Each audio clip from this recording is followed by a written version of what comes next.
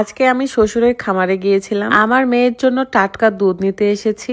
আগে বালতি ভর্তি করে দুধ হতো, কিন্তু এখন বাছুর বড় হওয়াতে কমে গেছে। সংসারের কাজের পাশাপাশি আজকে আমি খামারে গিয়েছিলাম, মানে ছাদে এসেছিলাম। এন্ড এত গরমেও এত সুন্দর ওয়েদার পাবো ভাবতে পারিনি। আসসালামু আলাইকুম, কেমন আছেন সবাই? আজকে খুব সুন্দর ডিজাইনের একটা ড্রেস পরবো। রুকাইয়া তার দাদা দাদির সাথে বাহিরে ঘুরতে গিয়েছে এন্ড আমি এখন একাই বাসায়। বাহিরে কিছু কাজ আছে তাই রেডি হয়ে গিয়েছি। তার আগে ঘরের কাজটা শেষ করে ফেলতে হবে। আজকে আমার খুব পছন্দের একটা থ্রি পিস পরেছি। এত বড় ঘর এলোমেলো হলে অনেক সময় লাগে আমার গোছাইতে, সো টাইম নিয়ে গোছাচ্ছিলাম। আমার স্বভাব আর আমার জামাইয়ের স্বভাব সেম। আমি একটা ড্রেস পরতে গেলে 5টা ড্রেস বের করি, ঠিক সেও যখনই কোথাও বের হবে তখন ঘরটা পুরো এলোমেলো করে বের হবে। তবে পরিষ্কার রাখতে সবসময় পছন্দ করি আমি। এখনই আমি চলে যাব আমার শ্বশুরের খামারে রুকাইয়ার জন্য দুধ নিয়ে আসতে। যাওয়ার আগে বলতে চাই, যারা খুব সহজে ওজন কমাতে চান তারা কিন্তু অর্গানিক স্লিমিং টিটা খেতে পারেন।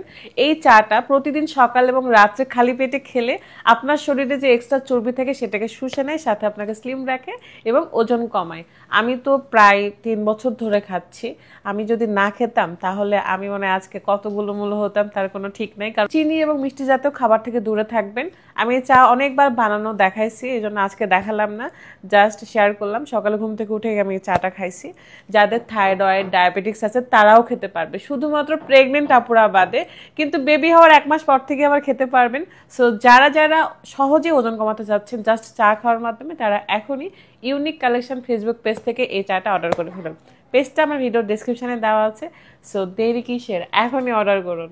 আমার কাজ মোটামুটি শেষ, এখন আমি চলে যাব। তার আগে দেখাই যে কয়টা বাজে। আমার এই পছন্দের মোবাইলটা এখন আমার কাছেই কিন্তু আছে। খুবই শখের একটা ফোন, তাকে খুব যত্নে রাখি। আমি তো ভয় পাচ্ছিলাম যে ওপরে কেমন গরম হবে, যেহেতু ছাদে যাচ্ছি। এসে দেখি এত সুন্দর মেঘলা মেঘলা ওয়েদার, আল্লাহ মাশাল্লাহ। গরুগুলো বড় বড় হয়ে গেছে, মানে আমি অনেকদিন পর আসলাম আজকে ছাদে। এসে দেখি গায়ে গরুর কাছ থেকে দুধ দোয়ানো হচ্ছে। আমি নিজেও এই কাজটা পারি। আমার নানুর বাড়িতে যখন গরু ছিল তখন গায়ে গরুর কাছ থেকে দুধ নামাইতাম। বেশ কয়েকটাই গরু রয়েছে, বাট কুরবানির জন্য যে আমরা কোনটা নিব আমার শ্বশুরের খামার থেকে সেটা অবশ্যই আপনাদেরকে দেখাবো।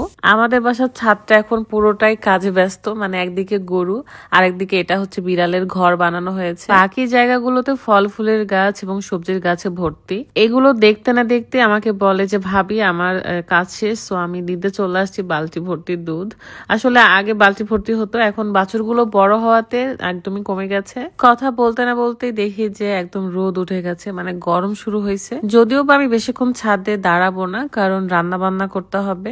একটু আনইজি ফিল হচ্ছিল আমার এখানে, কারণ পেছনে হচ্ছে স্কুল এন্ড মেয়েরা আমার দিকে বারবার দেখছিল। এই ড্রেসটার হাতের ডিজাইনটা আমার ভীষণ ভালো লাগে, এমনকি গলায়ও একটা ডিজাইন রয়েছে। খুবই সুন্দর একটা ড্রেস। আপনারা যারা পছন্দ করছেন তারা কিন্তু অবশ্যই নিতে পারেন। রোজা ফ্যাশনে অনেক ধরনের ড্রেস রয়েছে, অনেক ডিজাইনের ড্রেস রয়েছে। আপনারা আপনাদের পছন্দ মতো শপিং করে নিয়ে। বহুদিন পর আজকে ছাদে এসেছি মনে হচ্ছে। লাস্ট এসেছিলাম ঈদের চাঁদ দেখার জন্য, রোজার ঈদের চাঁদ আর কি। আমি রাত এবং বাবু এসেছিলাম, জাস্ট 3 জন এসে আকাশের দিকে তাকিয়ে থেকে চাঁদ দেখেছি, এমনকি পটকা ফুটানো দেখেছিলাম।